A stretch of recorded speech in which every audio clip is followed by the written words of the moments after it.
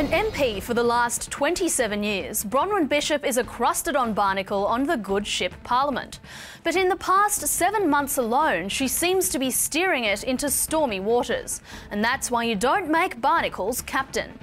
Bronwyn Bishop took to the speakership in November last year, pledging to restore decorum to the House and made a solemn promise. In this chair, I will act impartially. And then broke that promise almost immediately when she allowed Christopher Pyne to use the term electricity bill shorten. He was not actually addressing a member by any title. He was merely using a description, and I do not find the term unparliamentary. The Leader of Government... Hear that? That's the sweet sound of decorum. She then clashed with Tony Burke, who's like a kid who hates his new stepmother, and Bronwyn Bishop is like an awful stepmother who clearly favours her own kids over her new ones. Coming from somebody who called me a witch, I find that extraordinary. And let's be clear, he didn't call her a witch, he called her Dolores Umbridge after the Harry Potter character. Which is an unfair comparison because Dolores Umbridge never tried to ban laughter, she just tortured kids. Bronwyn, on the other hand. We seem to have a new tactic of having an outburst of infectious laughter.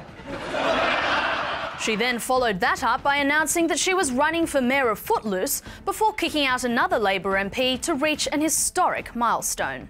Madam Speaker, you do recognise that is 100 people from this side of the House and no one from the other side of the House in the time you've been Speaker. Meaning Bishop has kicked more Labor MPs out of Parliament than voters did at the last election.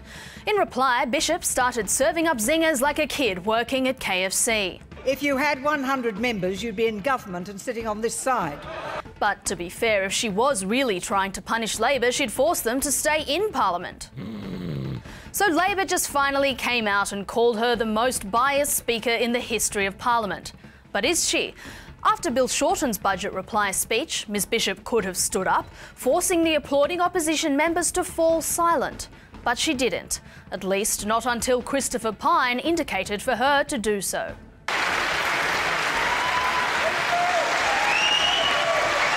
So if you ask me, she's got to be one of the most biased... Desist. Desist? Oh, Madam Speaker. If you don't know the meaning of it, look it up. Yeah, I'll show myself out.